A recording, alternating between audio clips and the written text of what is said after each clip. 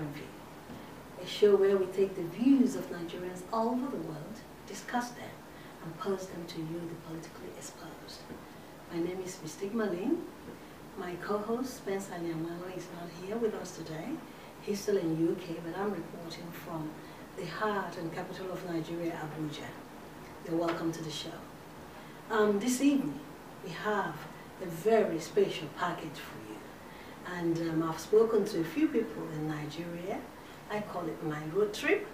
But this time around, I have a special gentleman. You know, we said, we read about Not Too Young to Run. And it captivated a lot of diasporans. But still, we have a lot of recycled politicians out there trying to hit the race. And coming to Nigeria, I've actually noticed that a lot of them are hitting the race very well. One particular person, I always joke, articulated. Are we being articulated in Nigeria? It's you, the viewers, to listen, watch, and let's just make our decisions, or who, in as much as they say our diasporans votes don't count, we are Nigerians. The situations in Nigeria is appalling. The security instability, and roads, foods, APC versus PDP. That's why I'm bringing to you today a gentleman who has been in this political platform for a long time, none other than Honorable Godfrey Ishegbe. You're welcome to this show. Thank you for having me. I'm really privileged.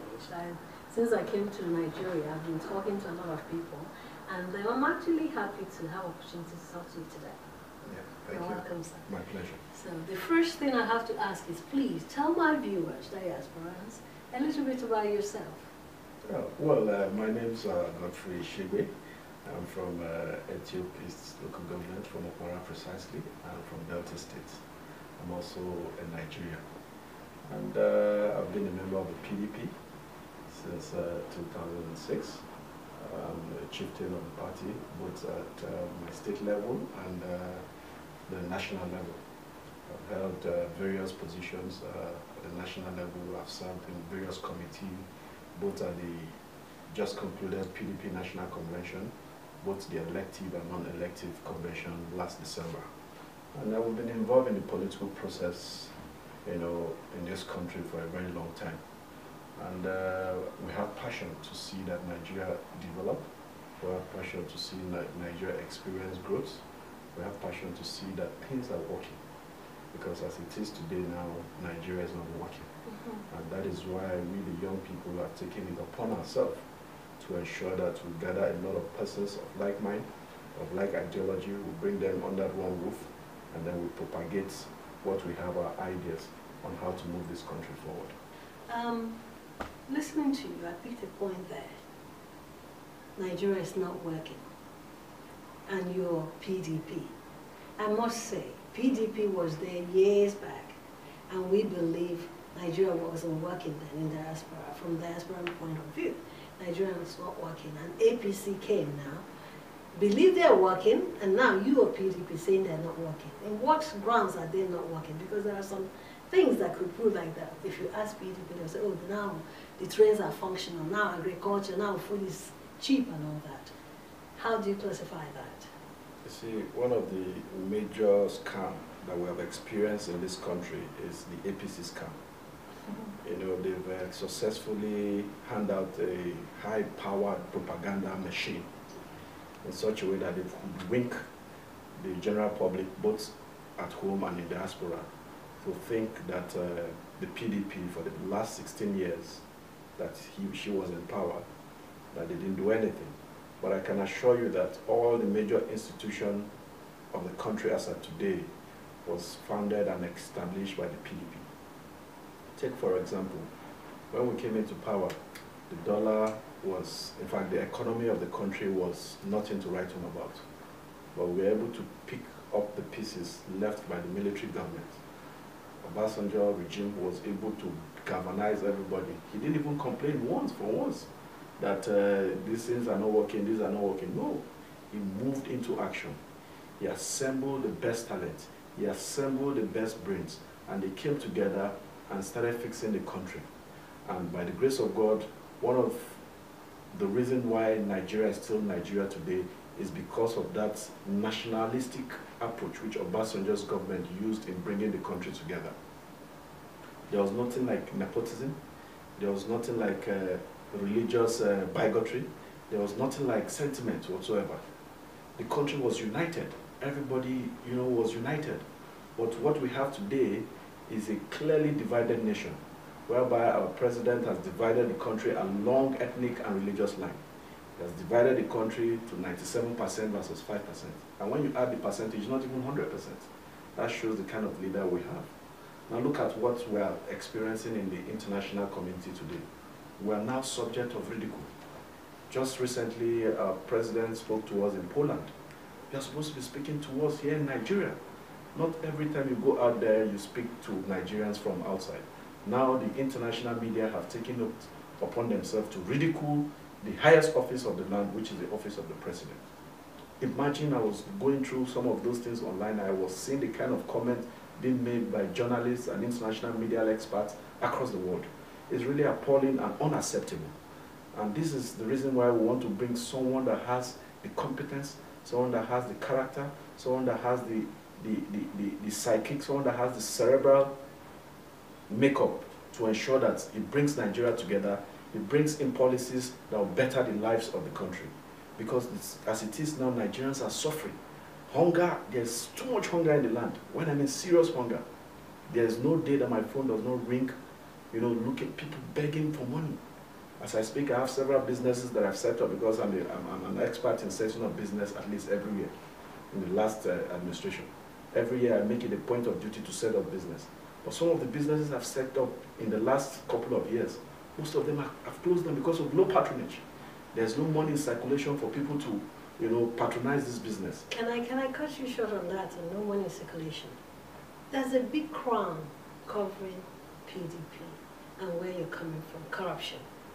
PDP is known as the most corrupted government Nigeria ever had. So how are you going to emphasize on things like now you tell diasporans there is no food, there's people, this, but they will believe, we believe all of that is because the money is not in circulation the way it used to be, corruptly in circulation the way it used to be. So, and your candidate, I'm sorry to say, Atiku Abubakar, has a corruption crown over his head. How do you explain all this? First of all, I want to correct that impression that PDP is the most corrupt. Okay. As it is right now, there have never been any court judgments to buttress that point. So I must correct that impression. It's, when you talk about corruption, it's just a perception thing. Just like what I said earlier, it's all about the propaganda of the APC government. Now look at even where I say, okay, PDP. Who are the PDP? PDP is just a vehicle. It's just a political vehicle to your destination. The people, the content are the people. And who are the characters in this vehicle? When you look at PDP as a whole, the corrupt people in PDP then have all moved to APC. That is why you see things are not working. Because in the last government, the PDP ensured that all members that are found wanting, all members, and I have a list of them, a lot of them, all members that are found wanting are being prosecuted.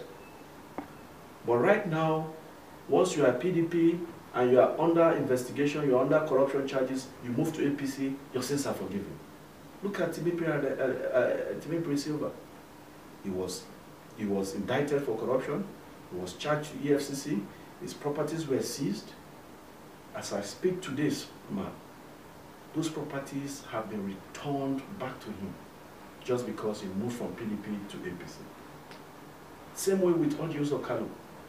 Under the PDP, we prosecuted him for corruption. Today he has moved to APC and his passport has been returned to him and he has flown abroad. No, but there's still some now, when you look at the structure of PDP, you discover that the ICPC we have today, the EFCC we have today, they are all founded and established by PDP. If we don't want to fight corruption, there will be no need for us to even establish EFCC. But today, EFCC has been used as a political tool to hunt the opposition. That is not the founding ideology of EFCC. Today, it has been used as an instrument to fight the opposition. And that is why Atiku, needless to add, that the EFCC was, the bill was drafted by experts put together by Alhaji Atiku Abubakar when he was vice president. That was why the pioneering chairman, Nuhu Ribadu, was the... Obasanjo did not know Nuhu from anywhere. It was Alhaji Atiku Abubakar that nominated Nuhu Ribadu to become the chairman of EFCC, the pioneer chairman of EFCC, when they started. The same thing with ICPC, because then Obasanjo was trying to launder the image of the country, having transit from the military regime to the civilian regime. So the person in charge of administration, the person in charge of the country then, when Obasanjo was away, was Atiku.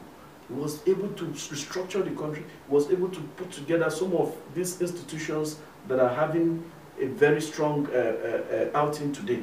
It was Atiku. Atiku really contributed to the development, to the creation of strong standard institution in this country. So we must give it to him. And if he's given another opportunity to serve as the next president of the Federal Republic of Nigeria, I can assure you that he's going to perform. He's an expert in bringing talents. He's an expert. You can't take that from him. All the major stars of the last administration during the Obasanjo regime was brought into that government by Alhaji Atiku Abubakar. Mention them. El-Rufai today, that is the governor under APC, was discovered by Alhaji Atiku Abubakar. Nuhu Ribadu was discovered by Alhaji Atiku Abubakar. Ngozi Okonjo-Iweala was discovered by Alhaji Abubakar. So many stars of that administration was discovered. And one thing I must add is that Alhaji Atiku Abubakar is the only detribalized leader that I can see from the north. He's highly detribalized. In fact, there's nothing like tribalism in his DNA. He's someone that loves everybody. That is why he married from the west, the east, and also from the north. He's a pan-Nigerian. He's a nationalist to the core. His friends are all over the country. Nationalism approach and all that attitude. So when you look at it, you see, character is very, very important in administration. Once you have character, a lot of things will... It's not just integrity as it were alone. Character is very, very, very key in bringing people together to champion development, to make a country move forward. Okay, infrastructure. And especially on roads. The PDP roads construction, according to my co-host, was in Nigeria a few months back, and he had a road trip from one end to the other, especially in Abia State, Imo State, Okigwe to Enugu Road or Onitsha Road or Olu Road. All those roads are in a bad state. And I spoke to a few APC members about how they work, because everybody's claiming they're doing some work, they're doing this, doing that. But according to them, it was a job that was wrongly done by PDP. So now, why do you want us to vote you guys back? To then, because most of the construction jobs that were done then were poorly done. And if a road, let's say now a road was constructed in 20 years back, by now that road shouldn't be messed up. But it's all messed up. We're just talking about roads now. And not just that, there are a few things that APC is putting in place now. They said it was jobs. So how do you want us to bring you back, to take us back to the way we were before? Now, when you look at the country today, you discover that the major roads were all constructed by the PDP government in the last 16 years. Started. Yes, they were complete. So many roads, we can't count them. Hundreds, thousands of kilometers, the PDP, constructed these roads. And one thing about construction, once you construct a road, you need to maintain that road. Yes. And that was why the PDP set up what we call the Federal Agency Maintenance, Road Maintenance, that's FEMA, Federal Road Maintenance Agency. They formed that organization as an intervention institution, as an intervention agency to maintain these roads constructed by the federal government. And don't forget that most of these roads are controlled by the states. And there's an agreement between the state and the federal that the state governors can actually construct a federal road, and then they request for reimbursement. And most of the state governors are taking advantage of this opportunity to construct federal road, to maintain federal road, and then they go to the federal government for reimbursement. It has been done I can count so many instances that state governors have, done most of these roads.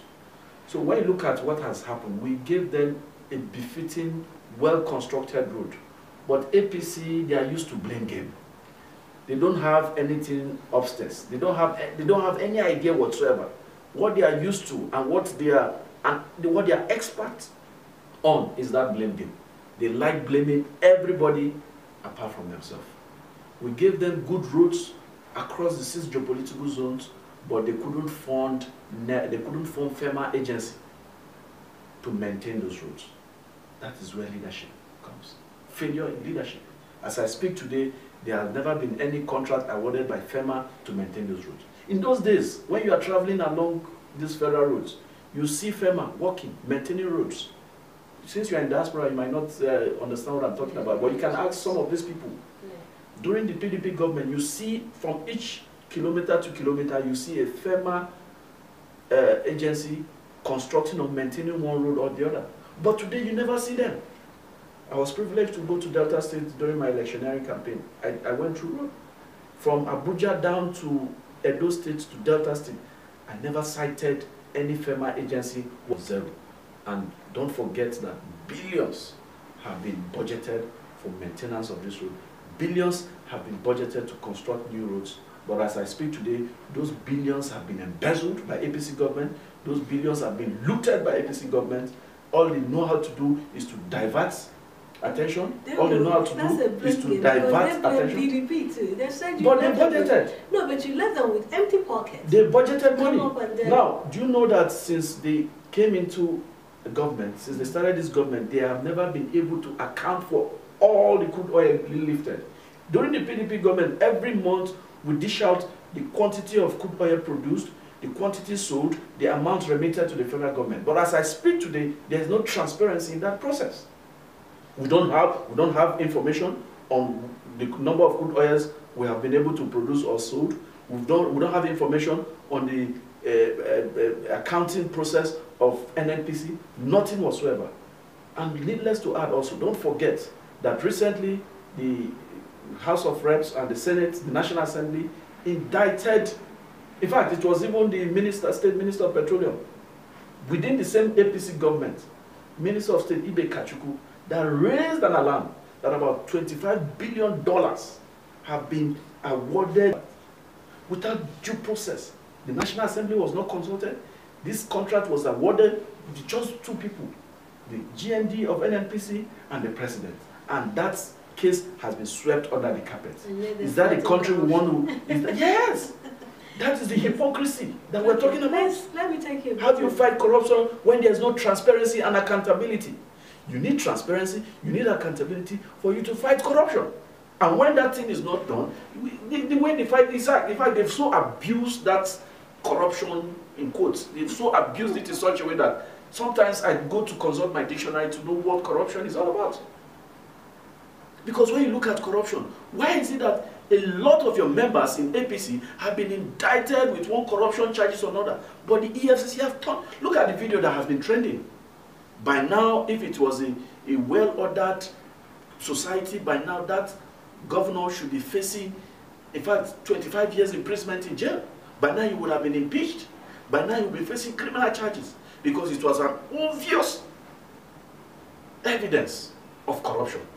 But the government, even the president went as far as one country to go and be praising him just because of election. You see, APC, they are not prepared for governance. They are only prepared for politics. The sharks. Let's go back to the security instability in this nation.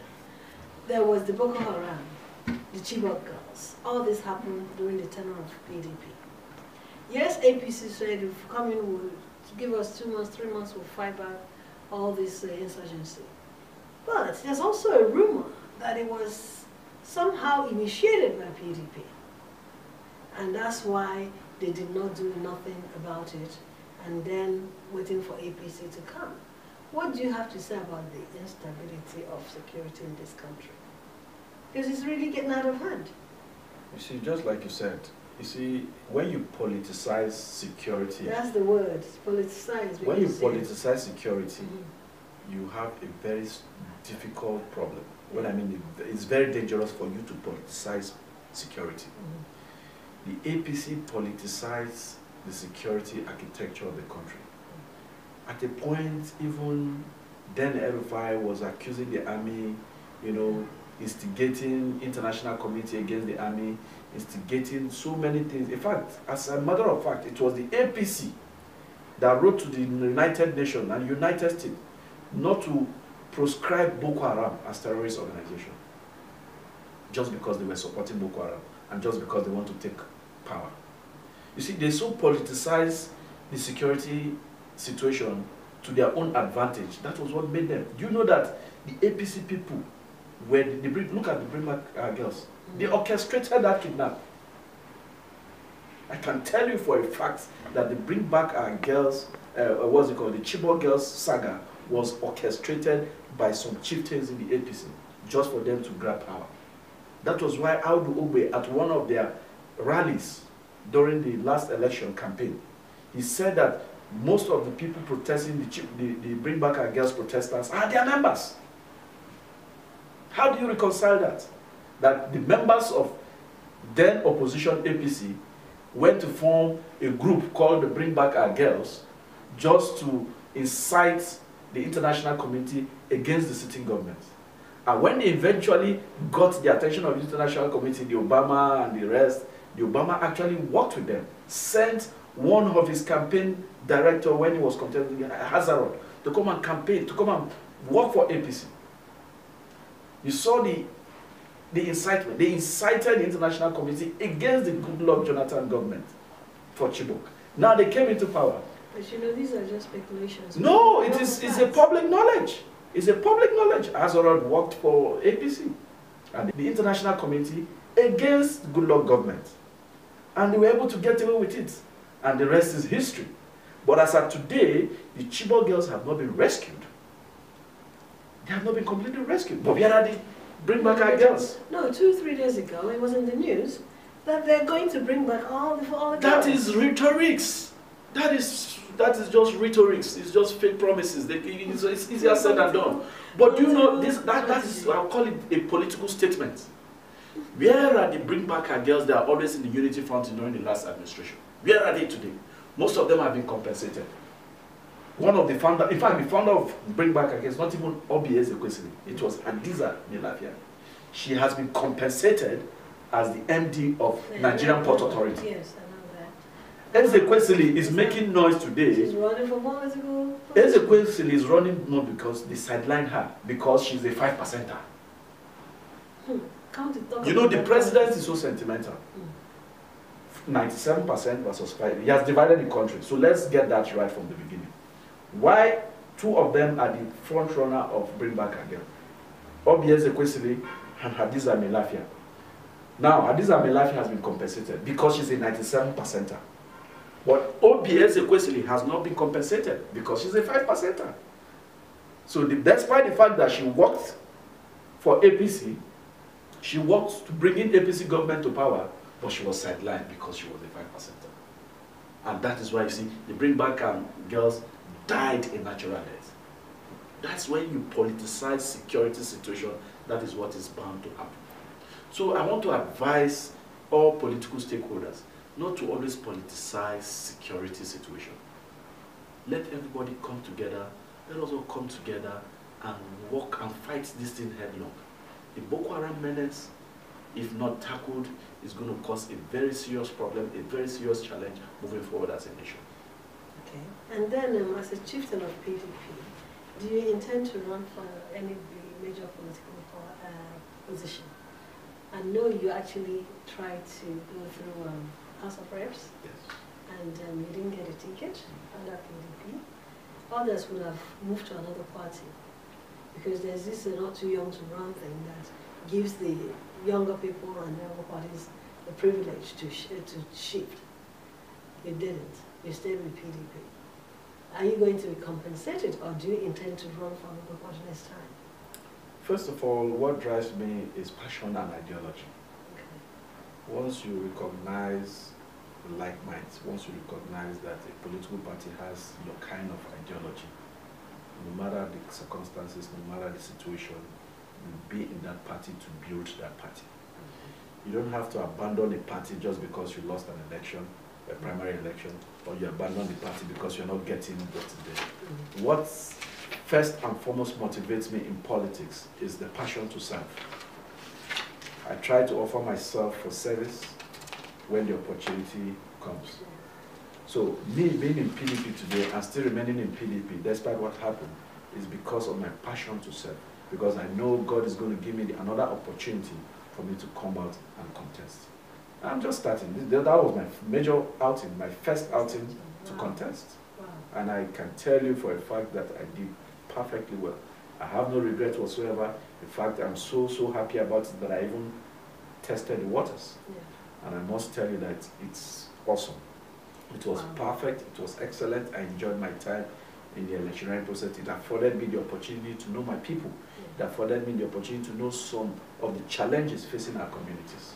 Well, Honorable Ishegbe, it is a privilege and honor having you talk to us in diaspora via Prime View show. Can you please then talk to my viewers, especially the young ones in diaspora, advise them how to, if there's possibility of coming back, how stable the Nigeria can accept them, the security can accept them in Nigeria, because most of us too are scared of if we come to Nigeria, there's so many armed robbers, there's kidnappers, there's Boko Haram like you talked about. A lot of people don't want to come back. And it's just skilled jobs or things that they will benefit from if they come back. If you can just give them a minute of advice. First of all, Nigeria is a work in progress. And I must confess and say that there are a lot of opportunities in Nigeria. We all, especially those in diaspora, I wouldn't even advise anybody to come. If you're fine there, fine, why not? The world is a global village. That's good. But for those that have passion to come back, they should come out. There's quite a lot of things. I'm sure those in diaspora, they have more experience, they have more exposure to certain things of doing things all over there. So they can bring in their experience and expertise back home. Once they bring it home, they can use it to come and develop the country. As it is now, we have mediocres, we have primitive people, we have people without ideas occupying positions of authority. But if we have people in the diaspora that are well exposed, well experienced, well read, coming back home to come and participate in the political process, I think Nigeria will be on the path of growth and meaningful development. And I want to also finally say that for the young ones, if you really want something, don't give up. Hang on. Keep hanging on. And when you hang on long enough, you get it. That has been my push factor. That has been my motivating factor. So I want to advise all the young people to come in. It's not enough for you to be backward, be on your social media accounts, Twitter, Facebook, and all that, and be ranting. Come, go to your community, go to your unit, go to your ward, register in any of the political parties of your choice. Participate in the political process and make your own contribution towards the development and advancement of our country, Nigeria. And I believe that Nigeria is going to rise again. Nigeria is going to develop. Nigeria is going to be among the top 10 countries in the world by the grace of God. I want to thank you for this opportunity, and I pray that God is going to give us the grace to finish the race which we have started. And thank you for being part of us today. You're welcome. And you have heard it from Prime View Television. I say good night.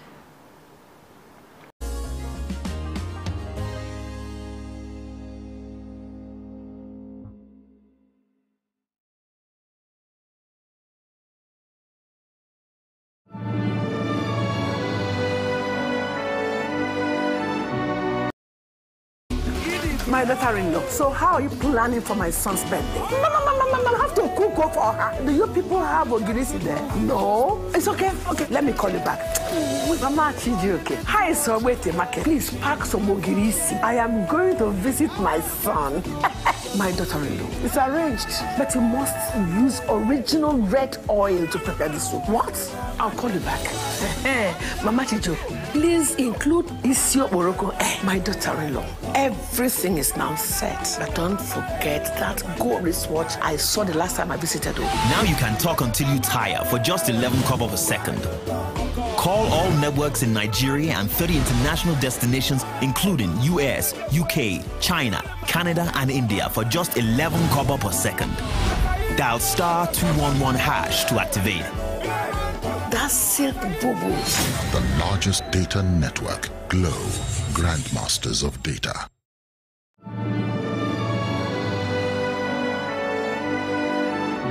Heritage Television. Promoting African culture and heritage at its best.